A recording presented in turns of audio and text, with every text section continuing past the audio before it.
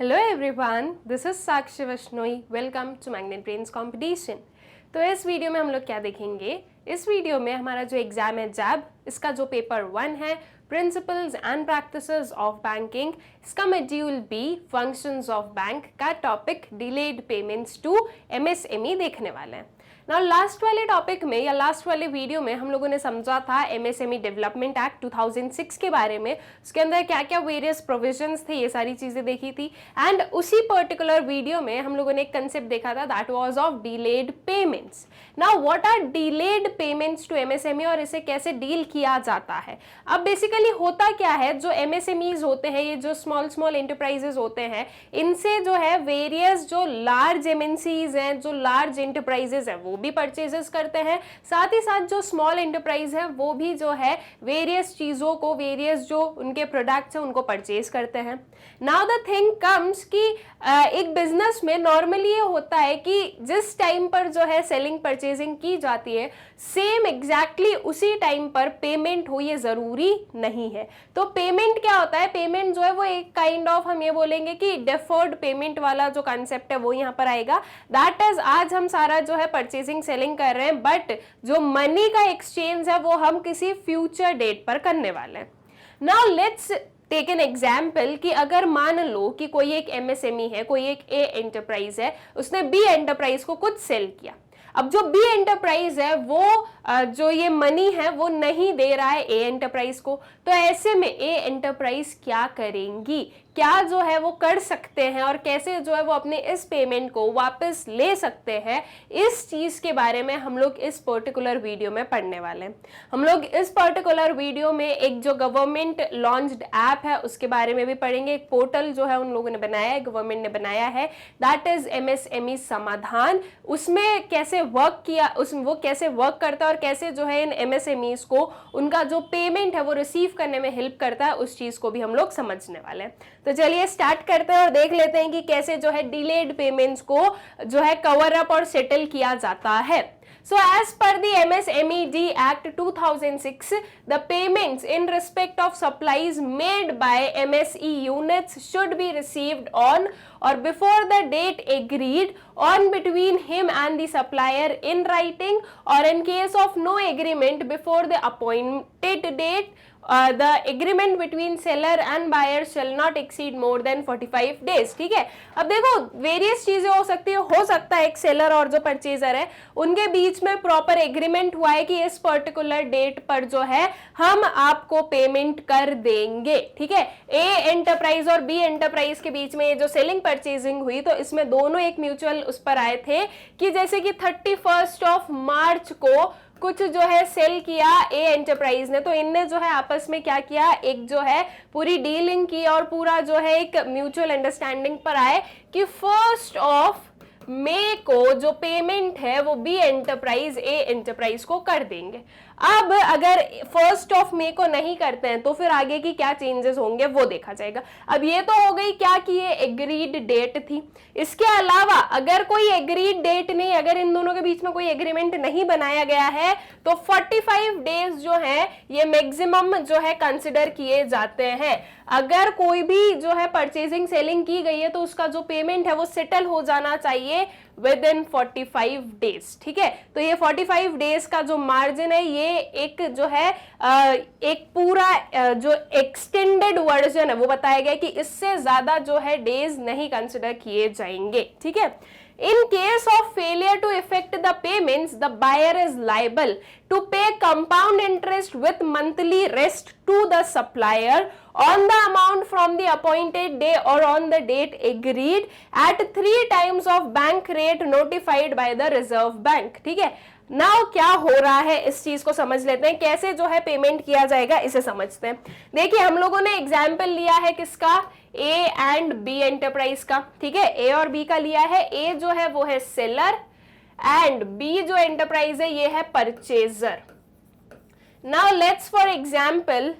Let's take an example कि ये जो है इन दोनों के बीच में एज सच कोई एग्रीमेंट नहीं हुआ, लेकिन ए जो वेंडर है इन्होंने सोचा कि हमारी जो है अच्छी अंडरस्टैंडिंग है बी के साथ में, बी पेमेंट कर देंगे। 45 डेज तक इन्होंने वेट किया। ठीक है, अब 45 डेज के पहले भी हो सकता है कि ए ने जो है जब 15 डेज हुए तो बी को बोला भैया पेमेंट, उन्होंने बोला कि हाँ अंडर प्रोसेसिंग है, कर रहे हैं, नेक्स्ट वीक तक हो जाएगा, ए ने बोला चलो ठीक है कर देंगे, नेक्स्ट वीक कर देंगे।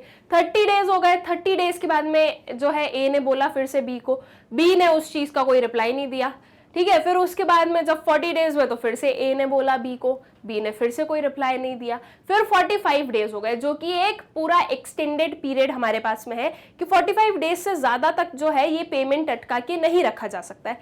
45 डेज हो गए, अब इसके बाद में अगर पेमेंट नहीं दिया गया तो आगे का क्या होगा? अब आगे ये होगा कि ए जो है उन्हें जो पूरा मनी मिलने वाला है, दैट मीन्स जो पेमेंट ये रिसीव करेंगे ये इनका जो एक्चुअल मनी है, साथ ही साथ इसमें क्या प्लस होगा? इंटरेस्ट प्लस होगा। एंड इंटरेस्ट भी कौन सा वाला? कंपाउंड इंटरेस्ट जो है वो मिला जाएगा, ठीक है। Let's say for example 50,000 rupees जो है बी को देने थे, ठीक है, तो ये 50,000 रुपीज, अब इस पे इंटरेस्ट कितना होगा? जो भी बैंक रेट चल रहा है उसका 3 टाइम्स जो है इंटरेस्ट पे करना पड़ेगा।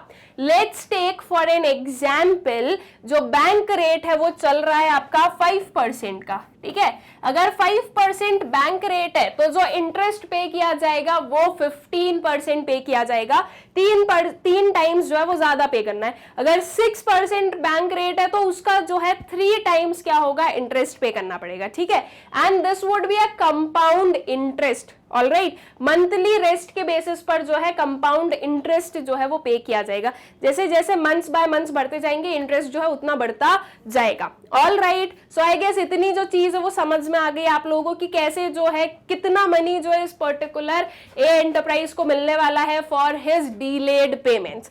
अब सिंपल सी चीज है कि यार ये सारी चीजें जो है जितनी स्मूथली हमें दिख रही उतनी होने वाली नहीं है, क्योंकि अगर ए और बी अगर ये चीजें आपस में कर रहे हैं तो फिर ये तो कोई ना कोई एक उनकी फिर से म्यूचुअल अंडरस्टैंडिंग पर आ जाएंगे। ए बी जो है बी से बार बार पैसे मांगेंगे, बी ने नहीं दिए, हार थक कर वो जितने देंगे उतने ही ले लेंगे, राइट। अगर इंटरेस्ट उन्होंने नहीं पे किया तो नहीं वो उसको लेने वाले। अब ऐसे केस में जरूरत पड़ जाती है किसी अथॉरिटेटिव जो है पर्सन की या किसी इंस्टीट्यूट की या किसी एजेंसी की, जो कि ये चीज देखेंगे कि हाँ भाई ए का जो है कहीं से कहीं तक कोई नुकसान ना हो, क्योंकि एमएसएमईज जो है उनके पास में फाइनेंस बहुत ज्यादा नहीं होता है। उनकी जो डेलिंग वर्किंग कैपिटल नीड्स हैं वो फुलफिल करने के लिए जरूरी है कि उनके पास में जो सारे पेमेंट्स वगैरह वो टाइम टू टाइम मिल जाए, क्योंकि स्मॉल बिजनेसेस के पास में इतना सारा मनी नहीं अवेलेबल होता है। तो इसी के लिए जो है एक पोर्टल जो है गवर्नमेंट ने इंट्रोड्यूस किया, दैट वाज एमएसएमई समाधान, ठीक है। उसके अंदर कैसे जो है ये सारी चीजें रेगुलेट होने वाली है उसे अभी हम लोग आगे समझ लेंगे। So in case of dispute with regard to any amount due, a reference shall be made to the micro and small enterprises facilitation council constituted by respective state governments, ठीक है। हर एक स्टेट गवर्नमेंट में जो है एक micro and small enterprises facilitation council जो है वो बनाया गया है। एंड अगर ऐसा कोई भी प्रॉब्लम अराइज होती है, ऐसी कोई भी जो है चीज अराइज हो रही है कि डिलेड पेमेंट्स हो रहे हैं, तो ऐसे केस में ये जो एमएसएमईज है ये इस पर्टिकुलर काउंसिल की हेल्प ले सकते हैं। Further, banks have been advised to fix sublimits within the overall working capital limits to the large borrowers, especially for meeting the payment obligation in respect of purchase from MSMEs. Alright, now what is MSME समाधान, जिसकी बारे जो कि बहुत ही ज्यादा important role play करता है इस डिलेड पेमेंट्स में। So the Micro and Small and Medium Enterprise Development Act, that is MSMED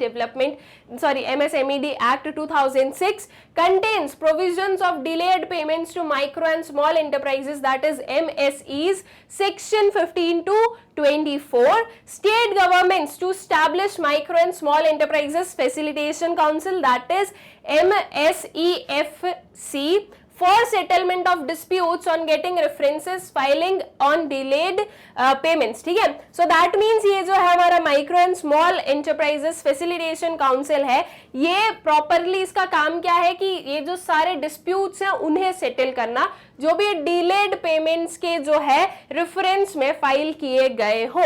section 20 and 21 जो है MSMED एक्ट का वो इस पर्टिकुलर चीज को बताता है। Ministry of MSME has taken an initiative for filing online application by the supplier MSE unit against the buyer of goods and services before the concerned MSEFC of his or her state or UT। ठीक है, तो जो सारे ये जो चीजें हैं इसके लिए जो मिनिस्ट्री ऑफ MSME है उन्होंने क्या किया है, एक ऑनलाइन एप्लीकेशन जो है ये स्टार्ट की है। That online application is known as MSME Samadhaan. ठीक है, these will be viewed by MSEFC council on for their actions. ठीक है, इन्हें जो है हर एक जो पर्टिकुलर स्टेट के जो फैसिलिटेशन काउंसिल्स हैं वो रिव्यू करने वाले और देखने वाले और इन डिस्प्यूट्स को क्या करेंगे, इन डिस्प्यूट्स को सेटल करेंगे। नाउ कैसे MSME समाधान जो है वो वर्क करता है उसे हम समझ लेते हैं बहुत ही अच्छे से। इसकी सबसे फर्स्ट स्टेप होती है entrepreneur filed the application online to respective council after 15 days council will take action on application. ठीक है, सबसे पहली स्टेप क्या है कि जो भी पर्टिकुलर एंटरप्रेन्योर है जो कि ये प्रॉब्लम फेस कर रहे हैं डिलेड पेमेंट्स वाली, वो जो ये एप्लीकेशन है वो ऑनलाइन फाइल करने वाले हैं और ऑनलाइन इसे फाइल करने के बाद में जो है 15 डेज के बाद में जो है काउंसिल इसे रिव्यू करेंगे। ये जो MSEFC that is facilitation council जो हम लोगों ने देखा वो जो है इसे रिव्यू करने वाले हैं।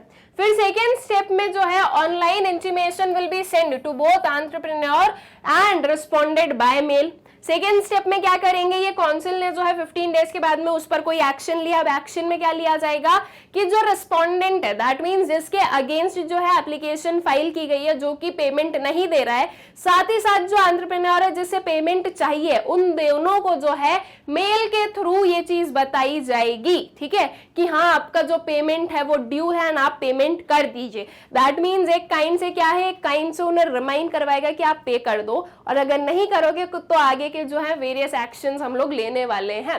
फिर थर्ड वाली स्टेप में क्या होगा, mutual settlement option for entrepreneur that is MSEs can mutual settle the application before converted into case. अब यहाँ पर मेल भेज दिया, उसके बाद में थर्ड स्टेप ये है कि हो सकता है कि इस मेल के बाद में जो रिस्पोंडेंट है वो खुद क्या करने लगे, वो खुद जो है मनी अपने आप से ही दे दे जब तक ये केस में कन्वर्ट ना हो। तो इसलिए थर्ड वाली स्टेप में जो है एक ऑप्शन रहता है एंटरप्रेन्योर और रिस्पोंडेंट के बीच में कि वो जो है एक म्यूचुअल अंडरस्टैंडिंग और एक म्यूचुअली जो है इस चीज को सेटल कर सकते हैं। अगर वो नहीं करते हैं इसे सेटल तो फिर आगे जो है ये केस में कन्वर्ट हो जाएगा, एंड अगर वो सेटल कर लेते हैं तो यहाँ पर ये जो पर्टिकुलर प्रोसेस है ये फिनिश हो जाएगी। ठीक है, इसके आगे की जो स्टेप्स है वो कंटिन्यू नहीं की जाएंगी। लेकिन अगर ये सेटलमेंट नहीं हो पाया, अगर हो सकता है कि जो एंटरप्रेन्योर है वो बोल रहा है कि मुझे पूरा इंटरेस्ट और सब कुछ चाहिए, और जो रिस्पोंडेंट है वो बोल रहे हैं कि नहीं आप प्लीज इतने ये कर लो वो कर लो। अब ऐसे केस में हो सकता है कि रिस्पोंडेंट मनी दे रहा है लेकिन एंटरप्रेन्योर नहीं ले रहा है, क्योंकि उनके हिसाब से वो कम दे रहे हैं, उन्होंने प्रॉपर पूरा इंटरेस्ट नहीं दिया। तो ऐसे केस में एंटरप्रेन्योर मना कर सकता है। That means the one who needs to receive the money, हो सकता है वो मना कर दें कि नहीं हम जो है ये मनी नहीं लेंगे, आप दो तो फिर पूरा मनी दो। ठीक है, तो इस केस में अगर म्यूचुअली सेटलमेंट हो गया तो वेल एंड गुड, अगर नहीं होता है तो स्टेप 4 आती है। दैट मीन्स अब जो है ये पर्टिकुलर जो एप्लीकेशन है केस में कन्वर्ट हो जाएगी। ठीक है, council can approve the entrepreneur application and convert it into case. ठीक है, अब जो है फोर्थ वाली स्टेप में क्या हुआ कि जो एंटरप्रेन्योर है उनकी जो एप्लीकेशन है उसे अब केस में कन्वर्ट किया जाएगा।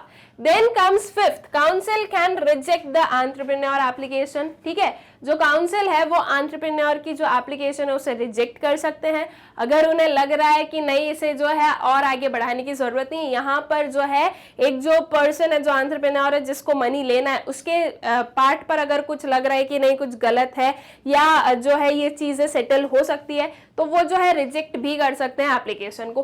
बट इफ अगर ये रिजेक्ट नहीं किया जाता है तो नेक्स्ट वाली स्टेप आती है, that is SMS and email send to entrepreneur and respondent if application is converted into cases. ठीक है, और अब अगर ये जो एप्लीकेशन है ये प्रॉपरली जो है केस में कन्वर्ट हो जाती है तो एसएमएस के थ्रू जो है एंटरप्रेन्योर और रिस्पोंडेंट दोनों को ही जो है ये चीज इन्फॉर्म कर दी जाती है, क्योंकि जब केस बना है तो ऑब्वियस सी चीज है कि उसमें एक एंटरप्रेन्योर की भी जरूरत है और द पर्सन जिसके अगेंस्ट ये केस है उसकी भी जरूरत है, बिकॉज फिर वेरियस हियरिंग्स होंगी एंड फिर जो है इन चीजों को सेटल किया जाएगा। तो इसके लिए दोनों को जो है एसएमएस और ईमेल के थ्रू जो है इन्फॉर्म किया जाता है। Then in the next step council can enter the case detail in online portal if received offline application. अगर किसी ने ऑफलाइन एप्लीकेशन सबमिट की है तो जो काउंसिल है वो इस चीज को जो है पोर्टल में डाल सकते हैं, उसे ऑनलाइन एप्लीकेशन में कन्वर्ट कर देंगी। Then next comes council will update case hearing status और हियरिंग डेट। नेक्स्ट वाली स्टेप दैट इज जो 8th स्टेप है या स्टेज है उसमें जो है इस पर्टिकुलर पूरे केस की एक हियरिंग डेट बताई जाती है। काउंसिल जो बताते हैं कि इस पर्टिकुलर डे पर जो है हियरिंग होगी या कोई भी जो हियरिंग स्टेटस है वो बताया जाता है। And then in the next step entrepreneurs can view the application case status by Udyog Aadhaar number और एप्लीकेशन नंबर और केस नंबर। ठीक है, फिर ये केस जो है आगे चलता जाएगा जब तक जो है एक प्रॉपर सेटलमेंट नहीं होता है तब तक वो केस चलेगा। इफ प्रॉपर सेटलमेंट हो जाता है तो फर्स्ट हियरिंग में ही सारी चीजें जो है वो सेटल डाउन हो जाएंगे एंड जो केस है वो क्लोज हो जाएगा। अब केस को व्यू कैसे किया जा सकता है? So that can be done with the help of उद्योग आधार नंबर और या फिर जो एप्लीकेशन नंबर है, जो केस नंबर है, उसके हेल्प से जो है इसका स्टेटस चेक किया जा सकता है। So with this online portal या एमएसएमई समाधान ये जो प्रॉब्लम है ऑफ डिलेड पेमेंट्स इसे जो है क्योर किया जा सकता है। All right, so I guess कि जो एमएसएमई समाधान की जो पूरी स्टेप्स है एंड जो एमएसएमई समाधान का मतलब है वो आप लोगों को अच्छे से जो है क्लियर हो गया है। ठीक है, now this was all about the delayed payments to MSME, कैसे जो है ये जो वेरियस डिलेड पेमेंट्स है एमएसएमई के इन्हें सेटल डाउन किया जाता है। ठीक, आई होप सो कि आप लोगों को जो है ये प्रॉपर जो पूरा हमारा टॉपिक था ये अच्छे से समझ में आ गया होगा। विद दिस हम लोग इस पर्टिकुलर वीडियो के एंड पर आते हैं, लेकिन इस वीडियो को एंड करने से पहले एक छोटी सी इंफॉर्मेशन मैं आप लोगों को देना चाहूंगी। दैट इज आप लोग ये जो सारे वीडियोज है ये आप लोग यूट्यूब से तो फाइंड आउट कर ही सकते हो, हमारा जो चैनल है मैग्नेट ब्रेन्स कॉम्पिटिशन से उससे तो, बट अपार्ट फ्रॉम दैट जो मैग्नेट ब्रेन्स की ऑफिशियल वेबसाइट है वहां से भी आप इन सारे वीडियोज को बहुत ही इजीली एक्सेस कर सकते हैं। बहुत ही सिंपल प्रोसेस है, आपको गूगल ओपन करना है, वहां आपको सर्च करना है www.magnetbrains.com, तो जो वेबसाइट है वो ओपन हो जाएगी। जब आप इसे स्क्रॉल करेंगे तो लेफ्ट हैंड साइड पर आपको वेरियस जो है कोर्सेज के ऑप्शंस दिखेंगे। इसमें से एक कोर्स है हमारा जैपकैब, इस पर आपको क्लिक करना है। इस पर क्लिक करने से इसके अंदर की जो वेरियस प्लेलिस्ट है वो ओपन हो जाएंगी। इनमें से आपको जो भी पर्टिकुलर कोर्स पढ़ना है उसके वॉच नाउ पर क्लिक कीजिएगा। वॉच नाउ पर क्लिक करने से जो वेरियस टॉपिक्स हैं वो आपको विजिबल हो जाएंगे। उन टॉपिक्स में से आपको जिस भी पर्टिकुलर टॉपिक को एक्सेस करना है आप उसके वॉच नाउ पर क्लिक कीजिए, वीडियो प्ले हो जाएगा। इसी वे में आप बहुत ही इजीली किसी भी पर्टिकुलर टॉपिक को एक्सेस कर सकते हैं with the help of magnet brains website. Also हमारा जो यूट्यूब चैनल है मैग्नेट ब्रेन्स कॉम्पिटिशन, आप लोग उसे भी सब्सक्राइब करें, इन वीडियोस को ज़्यादा से ज़्यादा शेयर करें and please do like the videos. Thank you.